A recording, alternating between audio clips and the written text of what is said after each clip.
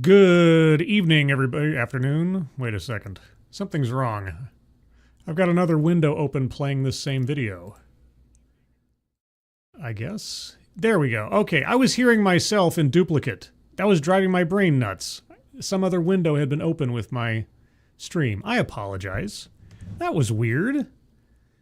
Good afternoon, everyone. Welcome to another episode of D.E.I. Deathwatch, where we chronicle the doubling down and the demise of diversity, equity, and inclusion. Boy, I don't know if it was the double speak in my brain or that it's the month end or whatever else, but guys, hold on to your hats. Apparently my brain has decided to take a vacation this afternoon. Good gravy. Let me get to some simple stuff.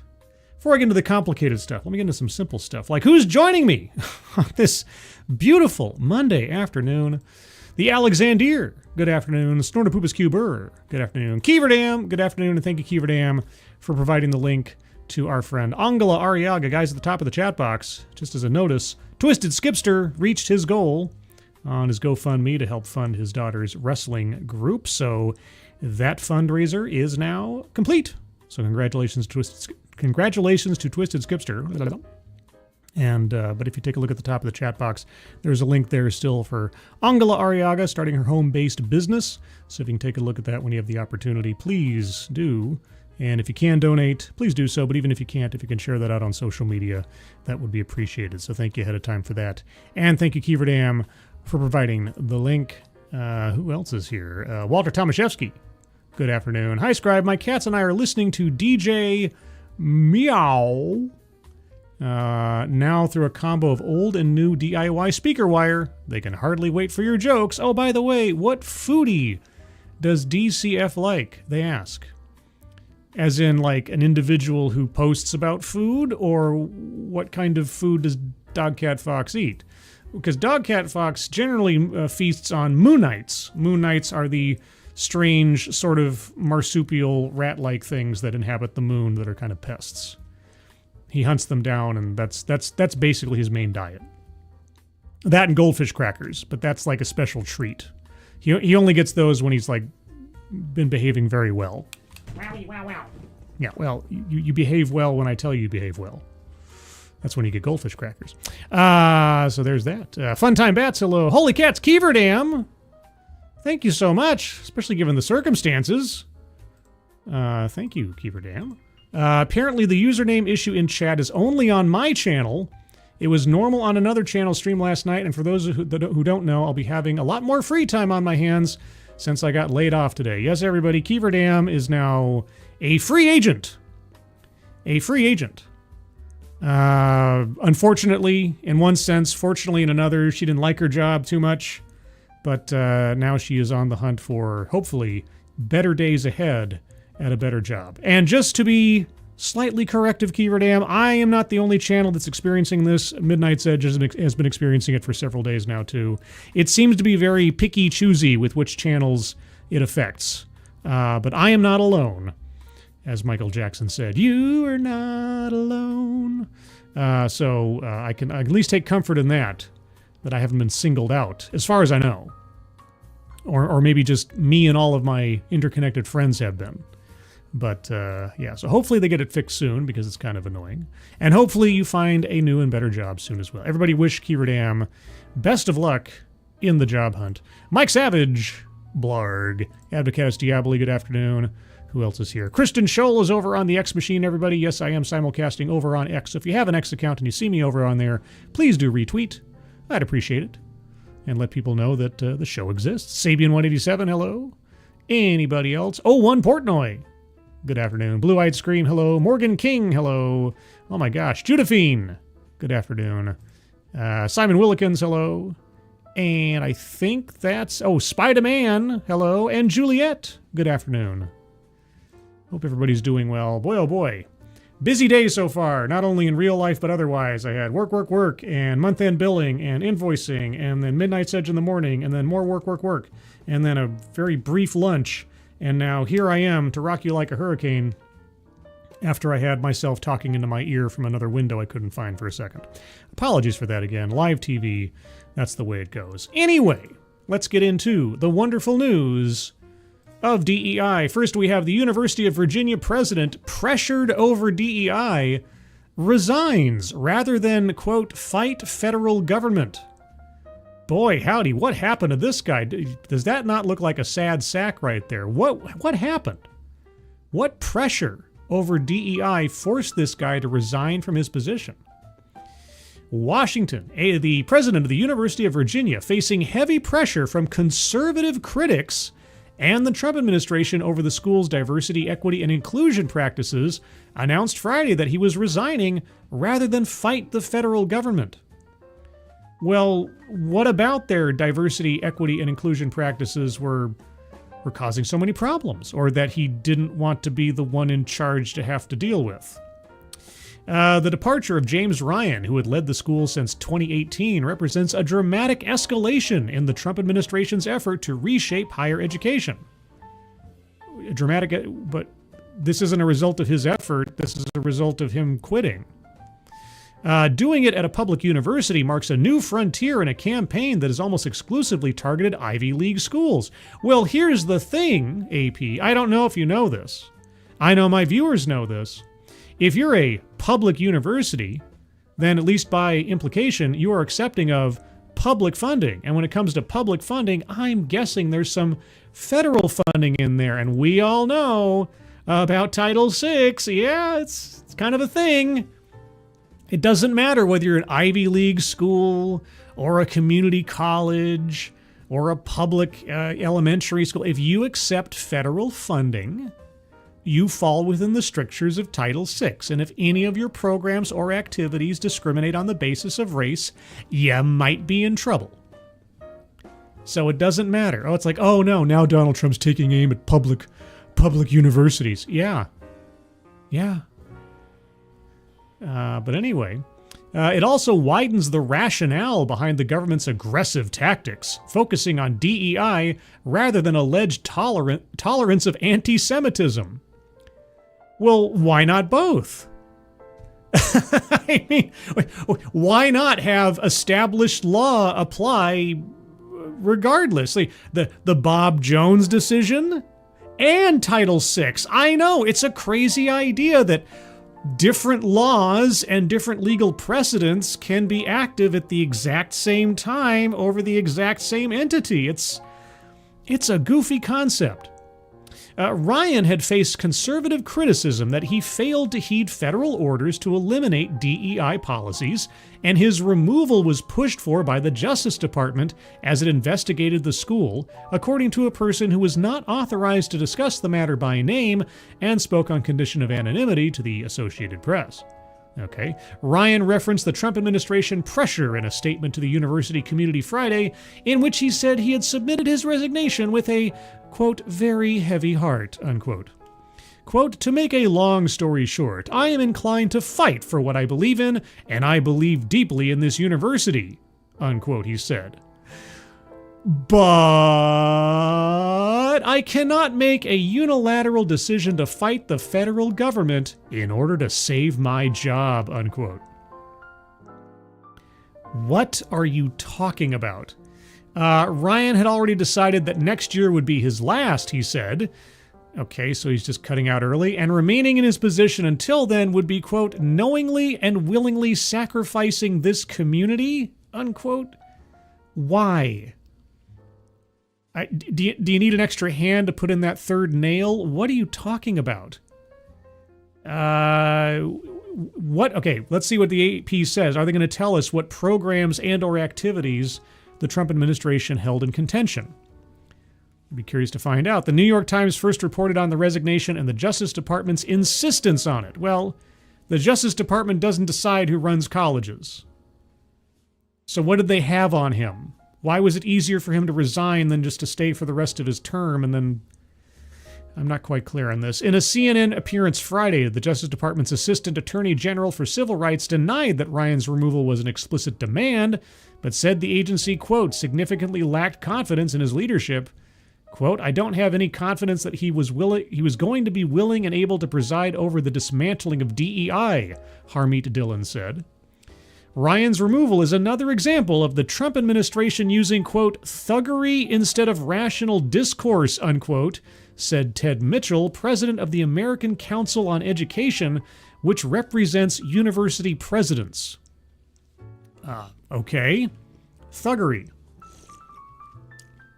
Hey, your school needs to stop being so racist and or anti-Semitic. That's thuggery. I quit.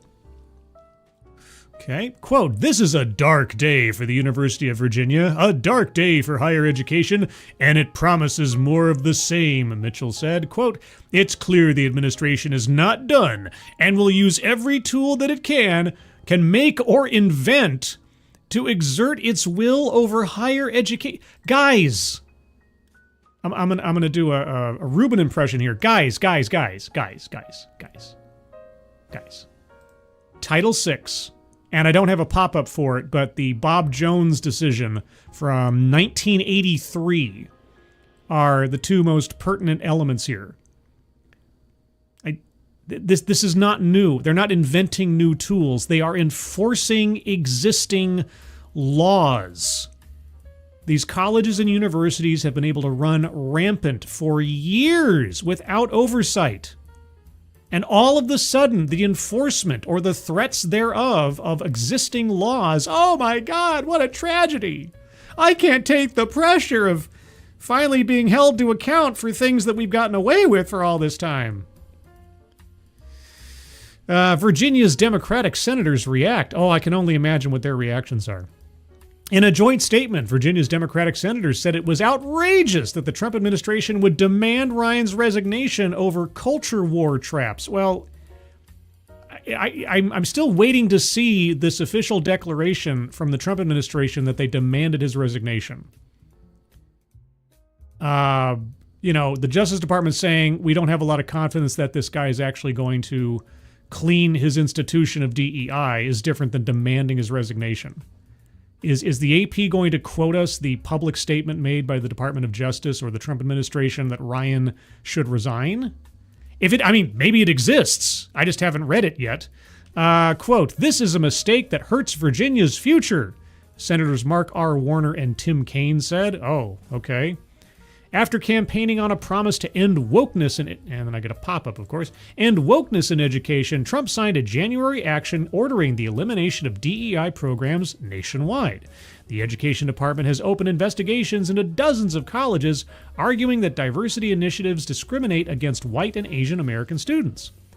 They do. They most decidedly do. Most of these school-initiated programs that I've covered over the years have been very, very proud to announce that that's the case. So, and again, just to reiterate, there are consequences for that if you're caught doing it. I should say there should be. And only now does it seem like there's a new sheriff in town. The response from schools has been scattered. Some have closed DEI offices, ended diversity scholarships, and no longer require diversity statements as part of the hiring process. Well, not only part of the hiring process, but also part of the admissions process. You're kind of setting that one aside. Some others have rebranded DEI work under other names, while some have held firm on diversity policies. The University of Virginia became a flashpoint after conservative critics accused it of simply renaming its DEI initiatives. I believe we covered that story several months ago. The school's governing body voted to shutter the DEI office in March and end diversity policies in admissions, hiring, financial aid, and other areas. That would be in compliance with the law. Republican Governor Glenn Youngkin celebrated the action, declaring that, quote, DEI is done at the University of Virginia, unquote. Well, apparently not enough. Among those drawing attention to the Charlottesville campus was America First Legal, a conservative group founded by Trump aide Stephen Miller.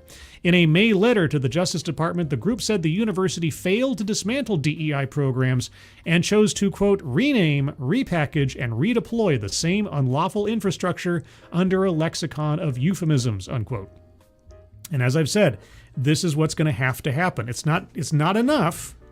Especially after these many years of it being allowed to run rampant, it's not enough to just see, oh, well, they don't have a DEI program. No.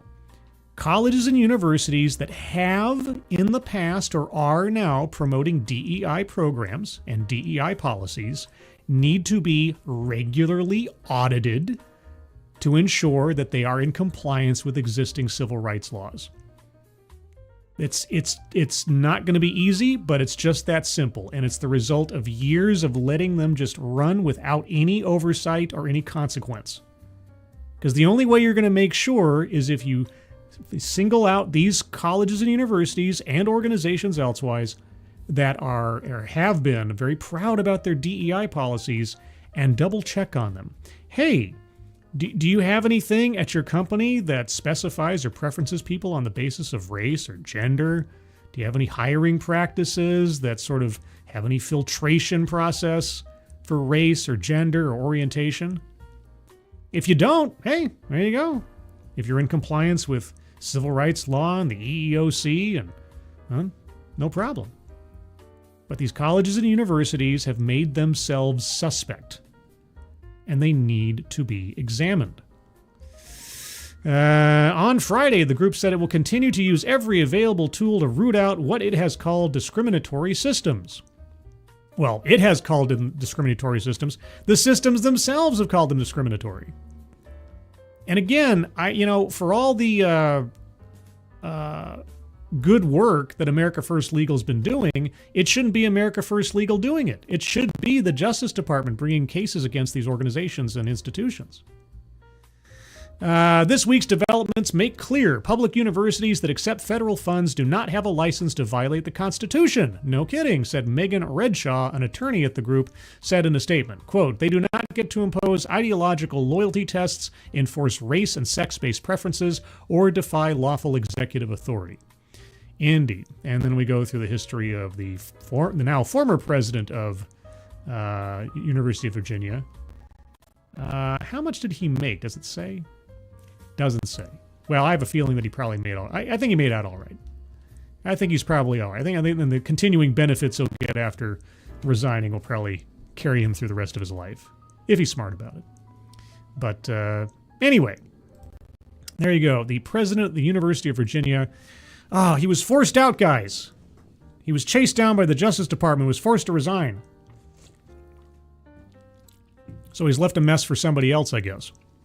Something he couldn't resolve. That's great. Let's see. Mr. Yes, Virginia needs a better education system. Well, they need their education system brought to heel, is what they need. As with most education systems in this country right now, a lot of crazy stuff has been allowed to go on for far too long because there has been no accountability and there's been not enough enforcement. And a lot of that has to do with the funding of the departments that are there to do that kind of thing and to have meaningful consequence befall those organizations and institutions that violate the law. If there's not meaningful consequence, they're just going to keep doing it. If they're allowed to change the name of a program and continue on forward and not be brought under any oversight, then they're going to continue to do it. It's moral hazard all over the place.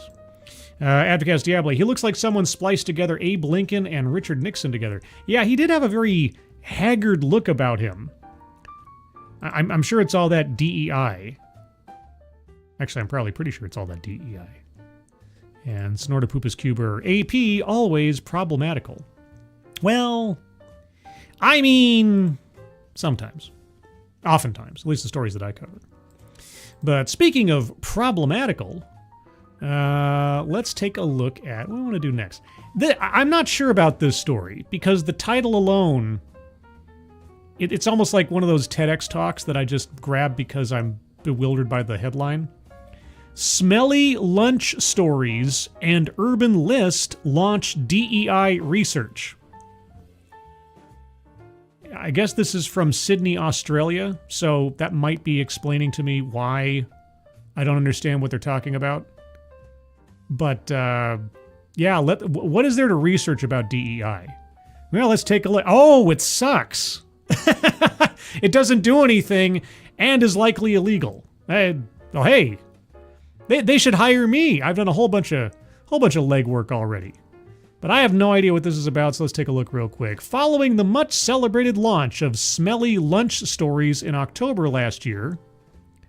What is smelly lunch? Okay, is anybody in chat? Is this familiar to you? Is this like a podcast I just don't watch?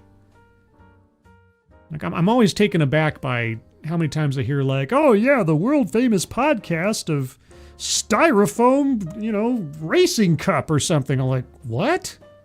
It has 5 million subscribers. Like, what I did? It's just we're so oversaturated with things that there's ridiculously popular things that nobody's ever heard of before. Smelly lunch stories. Okay. In October, the Not-for-Profit Initiative is back, and this time it's asking the industry to do some of the talking. Okay. In partnership with founding partner, I guess that would be the case, Urban List, Smelly Lunch Stories today launches its first piece of industry research, a short, sharp DEI survey designed to take the pulse of where the industry really stands when it comes to diversity, equity, and inclusion. Oh boy, a survey. Can I take this survey? The survey, which takes just a few minutes to complete, is open to people of all levels and backgrounds across the advertising, media, and marketing industry, not just those from underrepresented groups. Oh, well, I mean, I'm in media, right, guys? I have a YouTube channel, almost 9 years on, thousands of videos and streams and things. Oh boy, do I qualify? Okay. The insights will help shape the upcoming Smelly Lunch Stories panel event. Great. And guide future programming and advocacy efforts aimed at improving cultural diversity in leadership. Born from the realization that too many ethnically diverse voices were missing from decision-making tables, Smelly Lunch Stories exist to challenge the status quo and elevate new perspectives, starting with honest, unfiltered conversations, and now data-driven insights. Oh man, guys. Unfiltered conversations by making sure that only ethnically diverse voices are uplifted. Unfiltered. Okay. Since its inception, Smelly Lunch Story, that's such a stupid name, has heard powerful stories that reveal both progress and persistent pain points across the industry. These stories have made one thing clear: meaningful change starts with understanding. By pairing lived experience with data, this research aims to shed light on the hidden barriers that ethnically diverse talent continue to face and focus collective efforts where they matter most. It's almost sounds like you've reached a conclusion before you've actually gathered evidence. I mean, if you already know the problem exists, what need you of evidence and data? Quote, if we don't measure it, we can't fix it, says Smelly Lunch Stories founders Graham Alvarez Jarrett, An Lee, Michelle Miroforiadis, and Linda Fagerland. Quote, this survey helps us move beyond anecdotal evidence to build a clearer, data-led picture of how inclusive our industry truly feels today and what needs to change.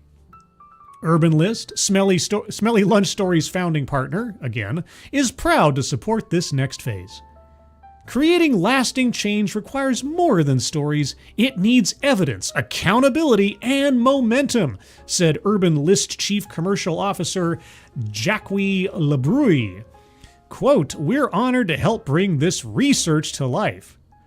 This is a call to the entire industry to take 5 minutes, share their experience, and help create a more inclusive future. Take the survey here! Guys! Should I take the survey? I mean, I am in the media, right? I'm in the media. I've got X media. I've got YouTube media. I make silly posters, and I'm writing a vampire game supplement that nobody will ever read. Okay, let's do it. Let's see. So I need to stop sharing that screen, and now we're going to share this screen. Oh boy, I hope it doesn't ask me for anything personal. We want to hear from you. We're here to understand the lived experience of people in marketing, media, and communications. Well, I'm communicating right now. with a focus on those from culturally and ethnically diverse backgrounds. Oh. Well, I mean, on my father's side, there's like some German and some Belgian, but mostly Wisconsin. And then on my mother's side, there's Scottish and a little Irish and some Native American from my grandmother's family. Yeah, I'd say I'm pretty culturally and ethnically diverse. What do you guys say? What do you guys say? All right, this isn't just about policies, it's about people. Our goal is to gather insights that drive real change and action, ultimately elevating more diverse talent into positions of leadership. Right, so describe for me a non-diverse candidate for a job. What does a non-diverse candidate for a job look like? No tokenism. You guys, oh boy, did Australia just discover DEI as it existed circa 2018 or something? I feel like I've taken a little bit of a step back in time with just how naive this all sounds. But anyway, no tokenism, no fluff, just the truth. We greatly appreciate your participation. All right, guys, here we go. Here we go. Oh, Keeverdam asks, what kind of Native American? Well, on my mother's side, it's Chippewa, if I'm saying that correctly. But it's like 1/64th or something. It's nothing that you could put onto a card and get some kind of benefit, in college or otherwise, like maybe certain senators out there. But anyway, moving on. All right, we want to hear from you. Do you identify as being from a culturally or ethnically diverse background? Why, yes, I do. I do. I'm American culturally by birth. And ethnically speaking, yeah, I'd say so. Yeah. Cultural identity and living. We can't talk about systemic issues without first understanding who's being impacted. How would you describe your cultural background or heritage? Mutt. Have you ever felt the need to downplay your cultural background at work to fit in? No. Have you ever felt overlooked for a role, project, or promotion because of your background? Oh, well, I mean, by my background, do you mean just... I guess you just mean my ethnic/racial background, right? Role, project, or promotion. Well, I've been very fortunate because the job that I had, my first real job out of college, all that stuff happened long before DEI came down the pike. And the job that I've had with the company that I'm in for the last 17 years has never dealt with that stuff at all. So I guess, no. Have you had a mentor or role model in the industry who shares your cultural background? Do I know any Scottish, Belgian, German, Wisconsin, tiny drop of blood Native Americans? I never asked. I'll just say unsure. It's entirely possible. It's entirely possible. Next. Workplace culture and belonging. We now want to turn our attention to your workplace. Okay, but go beyond the policies, all right? How often do you feel a genuine sense of belonging at work? Always. I get a paycheck for what I do. Have you ever experienced microaggressions at work? Oh, man, let me tell you.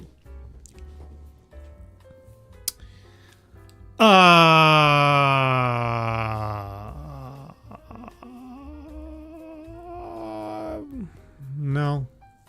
What's the most meaningful action your company has taken or could take to support DEI, diversity, equity, inclusion. Oh. I suppose adopting anything that resembled DEI in the first place.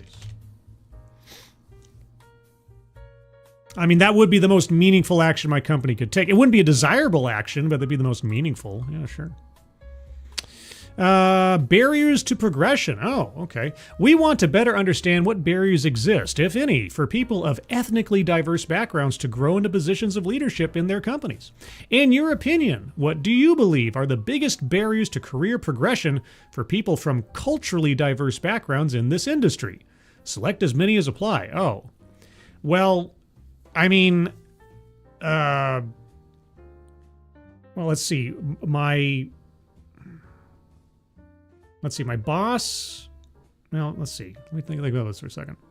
My coworker, and this is just my coworkers. I have a coworker who's Brazilian. I have two coworkers who are Mexican, and living in Mexico. We have people in different parts of the world.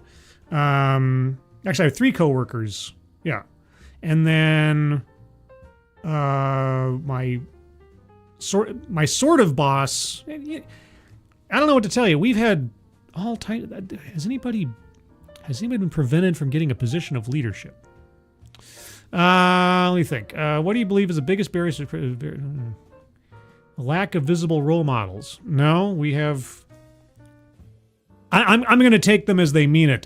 So non-white people, right? All right, non-white people. Is there a lack of visible role models? No. Is there unconscious bias? How would I know? Lack of sponsorship? No. Cultural misunderstandings? Nobody's culture really comes into play unless it's like national holidays or something. But even then, nobody cares because we're all fit culture. I mean, not many people work out, but anyway. Lack of leadership training. I guess. I mean, we don't really have a training program so much. I mean, we're a relatively small company, so it might not even apply, but okay. A bias towards keeping things the way they currently are. There's not a lot of upward mobility in a company our size, so yeah, sure.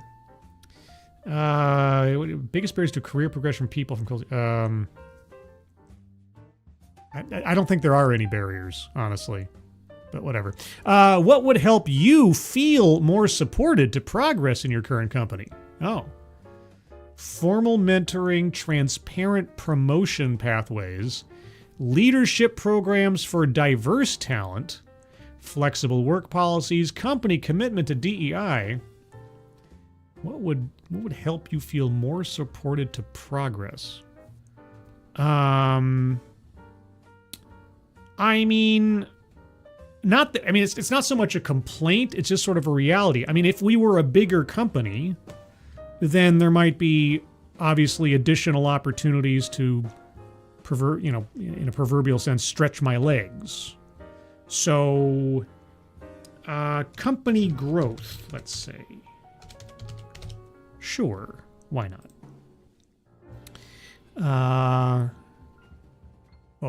This question requires an answer. Oh, I have to answer it? I did. I put something there. Oh, I have to check a box too at the same time? Oh.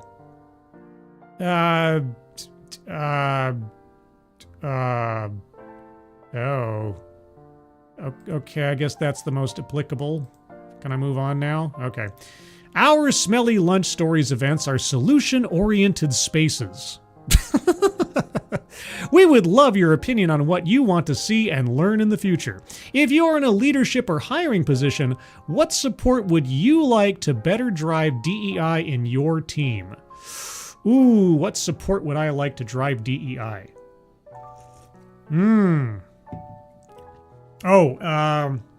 Training from a veteran TEDx speaker on the subject. There we go. I think that would. I think that would do it. That would really help. That would help me. If I knew someone had a TEDx on their credentials, there we go. What would make you attend an event like Smelly Lunch Stories?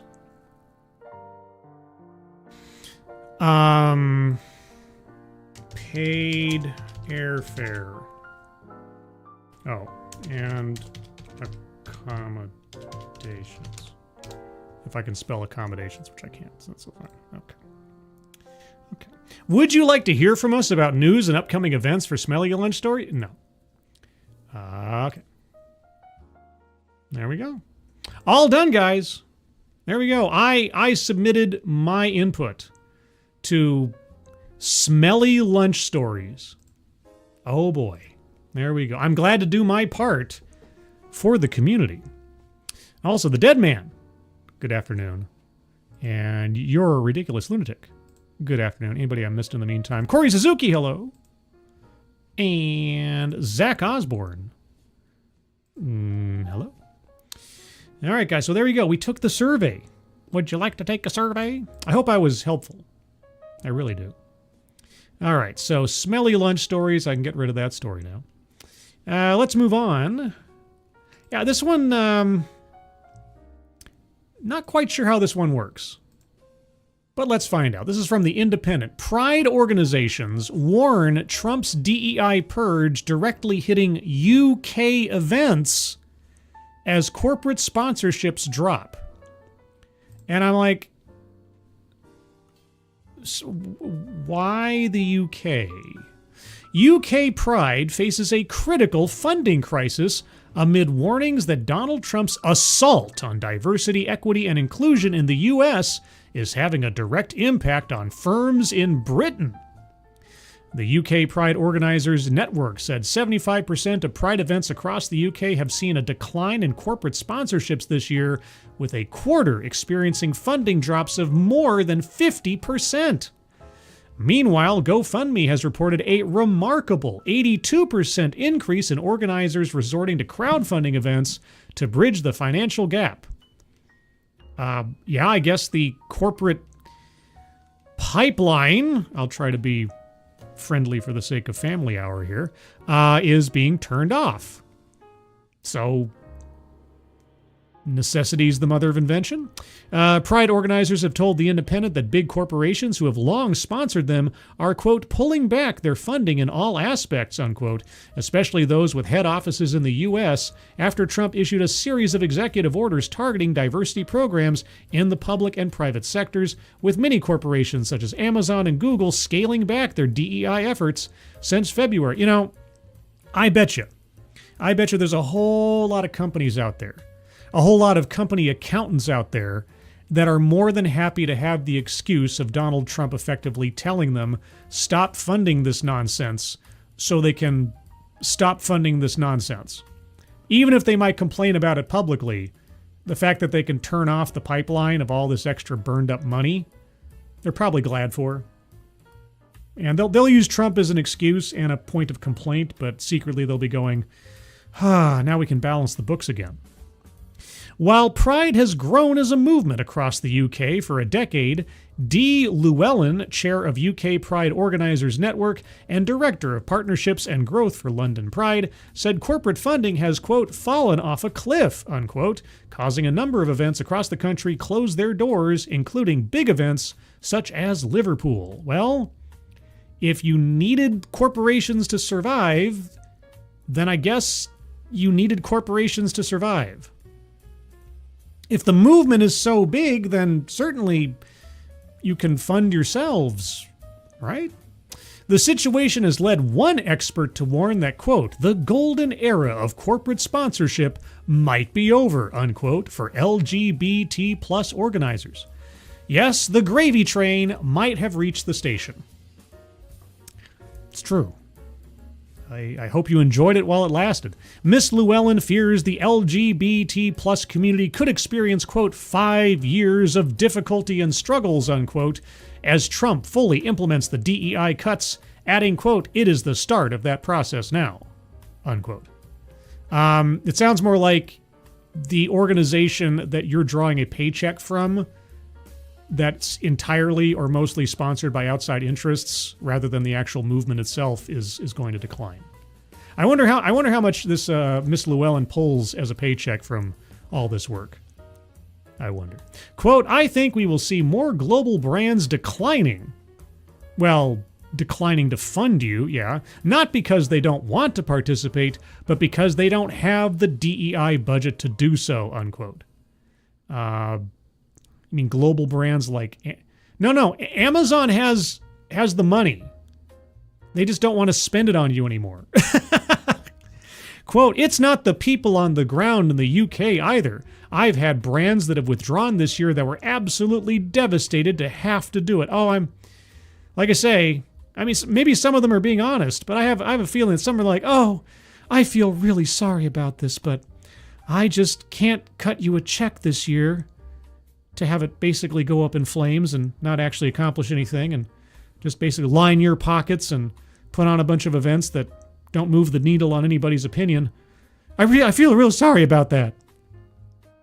Quote, but they've had their budgets cut from America, and there was absolutely nothing they could do to argue or fight that in the UK, unquote. Well, why not seek UK sponsors? I mean, this is UK pride. Might you take more pride in being self-funded than relying on the colonies to back you up? Pride events across the country receive a bulk of funding from big businesses, varying on a scale of a minimum of 50% funding to events like London, where approximately 95% of the funding comes from corporate sponsorships. Very grassroots, everybody. Very grassroots. Gary Richardson, an organizer from Worthing Pride, whose regional celebrations were almost canceled this year, said, quote, it very much seems if they've got offices overseas, especially in America, the DEI conversations that are happening there seem to be drip feeding into the economy over here, unquote. Well, you guys have made yourself intertwined and dependent on American corporations for your money. So, something affecting American corporations, ipso facto, will... It seems, yeah, you're right. You know what? You know why it seems that way? Because it is that way. John Hyland, former co-chair of Liverpool Pride and the Community Partnerships and Individual Giving Lead for LGBT plus charity Sahir, close supporters of Pride celebrations in the city, echoed Mr. Richardson's point. Quote, when America sneezes, we all catch a cold, unquote. Well, I don't know. Maybe you need to, seek a little independence. I mean, we sure did a couple hundred years ago. Maybe it's your turn. I'm just saying. Quote, businesses seem to be a bit more reluctant to support LGBT organizations, which is having a massive impact on the likes of Pride, he added. Pride in Liverpool had to cancel its plans this year due to, quote, significant financial and organizational challenges which have impacted timescales and resulted in it reverting to an almost entirely volunteer-led operation. Yeah, again, your golden goose has been cooked. You apparently did nothing over the course of your organization's lifespan to make sure you were not entirely dependent on outside sources of money like that. So you're not building an organization of support beyond American corporate sponsors. Whose responsibility is that, do you think? Whose fault is that, do you think? Organizers severed ties with key sponsor Barclays in May after the bank's boss said it would prohibit trans women, you mean men, from using female toilets in its buildings following the Supreme Court ruling, which ruled that the terms woman and sex of the 2010 Equality Act, quote, refer to a biological woman and biological sex, unquote. Okay, so one of your sponsors wasn't going to sever financial ties from you, but you decided to sever financial ties from it because it was conforming with the law. Okay. Quote, I think definitely in light of what's happened with the Supreme Court ruling, we've had a number of transgender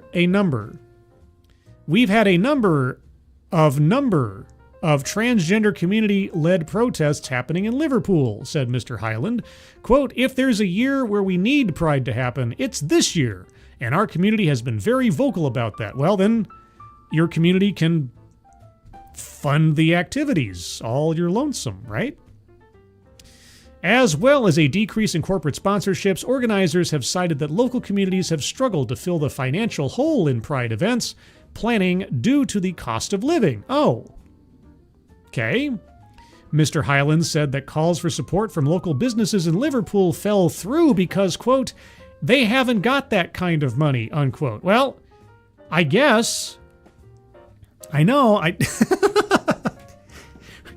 perhaps you guys have been, for lack of a better phrase, living beyond your means as an organization all this time because you've become so dependent on other people's giant paychecks that you didn't budget yourselves or, restrain yourselves from expenditure. So now everything that you need to do what you used to do, no one can afford. This sounds like a you problem. Am I off kilter here? On an average year, it costs around £140,000 to produce Worthing Pride over a weekend. £140,000. That doesn't sound like... some GoFundMes pick that stuff up pretty quick. And if there's a large enough community in the UK, 140 grand doesn't seem like that much.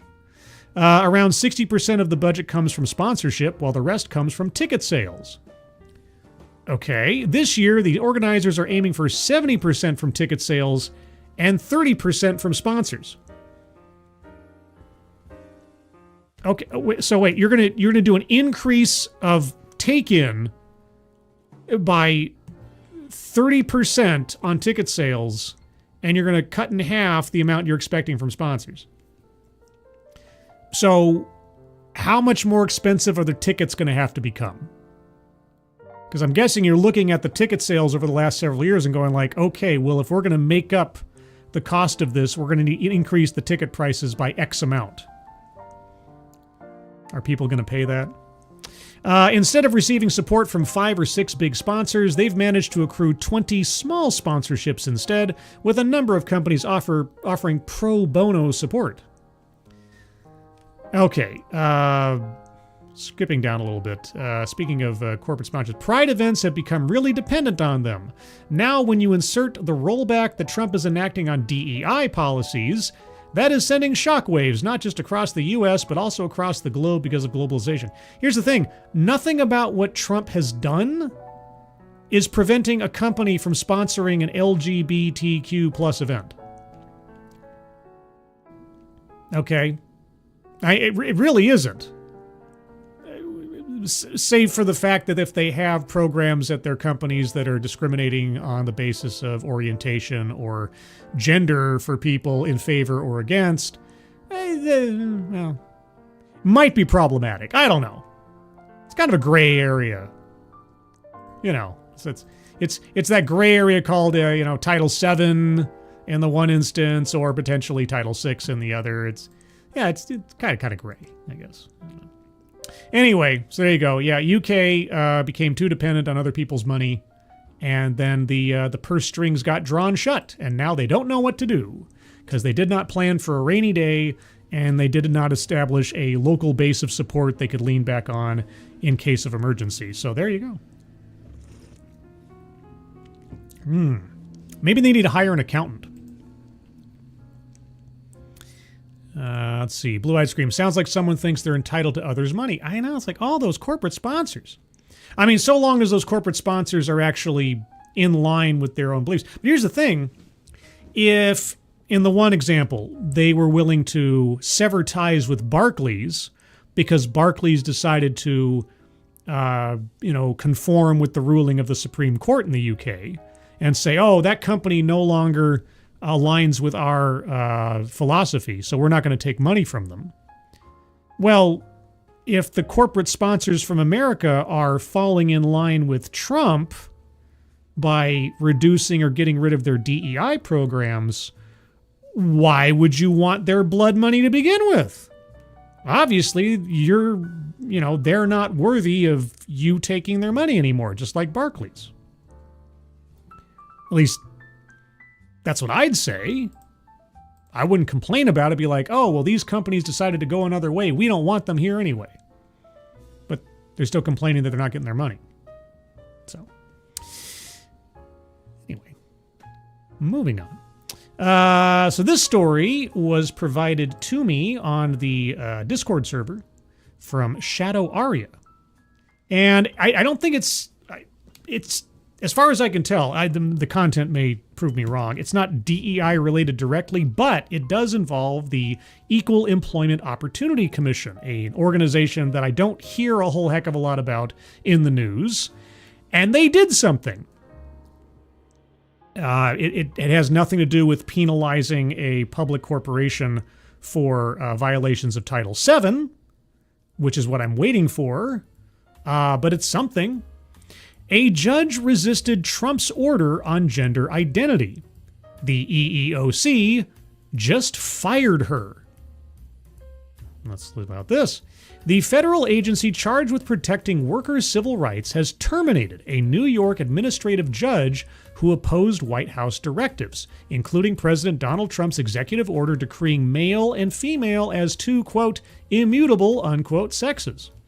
In February, Administrative Judge Karen Ortiz, who worked in the U.S. Equal Employment Opportunity Commission's New York office, called Trump's order, quote, unethical, unquote, and criticized acting chair Andrea Lucas, Trump's pick to lead the agency, for complying with it by pausing work on legal cases involving discrimination claims from transgender workers. In an email copied to more than 1,000 colleagues, Ortiz pressed Lucas to resign. Ortiz was fired on Tuesday after being placed on administrative leave last month. The EEOC declined Wednesday to comment on the termination, saying it does not comment on personnel matters. In response to the president's order declaring two unchangeable sexes, the EEOC moved to drop at least 7 of its pending legal cases on behalf of transgender workers who filed discrimination complaints. The agency, which enforces U.S. workplace anti-discrimination laws, also is classifying all new gender identity-related cases as its lowest priority. There's no quote there, but I reflexively said unquote. The action signaled a major departure from the EEOC's prior interpretation of civil rights law. Well, was it a correct interpretation? In her mass February email criticizing the agency's efforts to comply with Trump's order...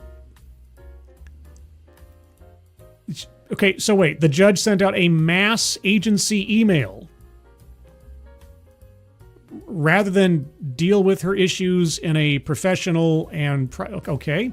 Ortiz told Lucas, quote, "You are not fit to be our chair, much less hold a license to practice law," unquote. The letter was leaked on Reddit, where it gained more than 10,000 upvotes. Many users cheered its author. Leaked? Yeah, I wonder who leaked it.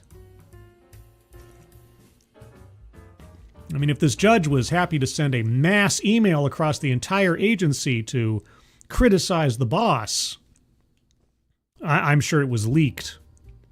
The EEOC subsequently revoked her email privileges for about a week, sounds right, and issued her a written reprimand for discourteous conduct. That's the least they could do. Talk about unprofessional. Ortiz said she continued to, quote, raise the alarm about the agency's treatment of transgender and gender non-conforming complaints and convey her opposition to the agency's actions. She sent an April 24th email to Lucas and several other internal email groups with the subject line, quote, "If you're seeking power, here's power," unquote, and a link to Tears for Fears' 1985 hit, "Everybody Wants to Rule the World," unquote. Yes, all these things show the markings of a well-adjusted, professional individual in a government agency. She contested her, oh, for God's sakes, AP, stop it. She contested her proposed termination earlier this month, arguing in a document submitted by a union representative that she was adhering to her oath of office by calling out behavior she believes is illegal. By blasting the entire agency with your favorite hits of the 80s. Right. Ortiz, quote, views the agency's actions regarding LGBTQIA plus complainants who have made the EEOC a hostile environment for LGBTQIA plus workers, unquote, and believes that leadership has, quote, abandoned the EEOC's core mission, the document says. No, the EEOC has, well, one of two things. Either they've abandoned their core mission or they've been disallowed from enforcing their core mission for at least the last decade. So I'd love to know, when was the last time Ortiz ruled on a case where a white complainant in an employment issue won?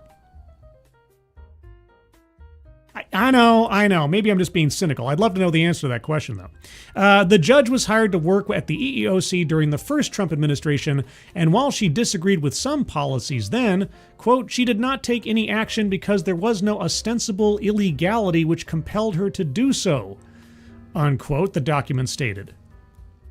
What is illegal about saying there are two biological sexes?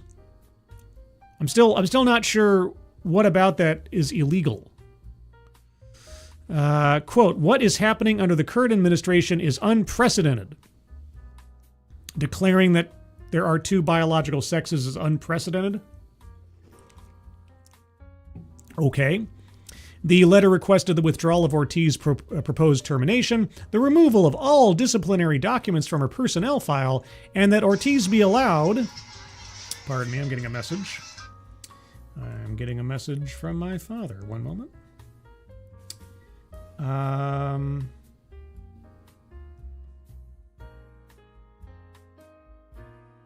Okay, well that's... Okay, well, I'll respond to that soon. Continued during her job. Yeah, so for all the things that she's done, for all the policies she's violated, for the unprofessional manner in which she's conducted herself, guys, you give her a pass and let her do her job. Nah. The 6-page termination notice came anyway. In it, Chief Administrative Judge Regina Stevens called Ortiz's actions, quote, distasteful and unprofessional, and concluded that Ortiz's work performance is affected by her disagreements with the current executive orders and direction of EEOC leadership. You don't say. The notice also alleged that media circulation of Ortiz's emails had, quote, affected the reputation and credibility of the agency.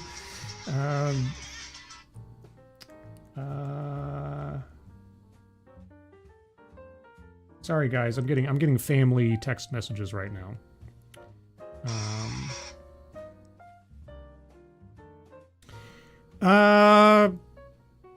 Guys, I'm gonna have to go. I apologize. I'm gonna have to cut the stream short. Nothing emergency, nothing terrible is happening. I am now mentally distracted from trying to be entertaining, so I've got some things I have to attend to. I do apologize. There's a couple other stories I wanted to get to, but I'll hold those in reserve. Maybe until the Saturday stream or something like that. Or maybe till next week. They're not exactly breaking news or anything. It was just another Forbes article that was in defense of DEI and some organization that's trying to enact their own kind of reparations to oppose the anti-DEI movement. So I'll cover those at another time. I do apologize for the terse stream today and the sudden departure, but life is life, as it were. Everybody, thank you so much for joining me. Moderators, thank you for keeping an eye on things, even though everyone here is so well behaved. You have very, very little to do. Everybody who donated, either to myself or to Angela Arriaga, link at the top of the chat box, guys. Please take a look at that when you have the opportunity. I'd appreciate it if you did. And if you can donate, please do so. Or at the very least, share it out on social media. And again, if you're over on X and you see this stream over on X, share it out. Appreciate that too. If anything of note comes up, I will update you guys in the Discord server. If any changes to my schedule happen in the near future or something, I'll let you know there. Speaking of which, would you like to join the Discord server? There's a link to the Discord server in the chat right now. Click on that link. You'll find yourself on the landing channel called Say Hello. And in addition to saying hello, you just have to say the secret word. The secret word will tell me that you're not a bot, actually watch the stream, and have thus earned the right, the privilege, the entitlement to join the Discord server. And today's secret word is survey. Just say, hello, survey, and I'll know that you watch the show. Everybody, thank you so much for joining me. I hope you all have a good rest of your Monday, week ahead of you. For those of you dealing with month-end stuff, you have my sympathies, and all luck to Keeverdam in finding a new job. And otherwise, everyone, I hope you're all safe and well. If you're not well, please get well soon, and I'll see you on the next one. Take care. Bye-bye.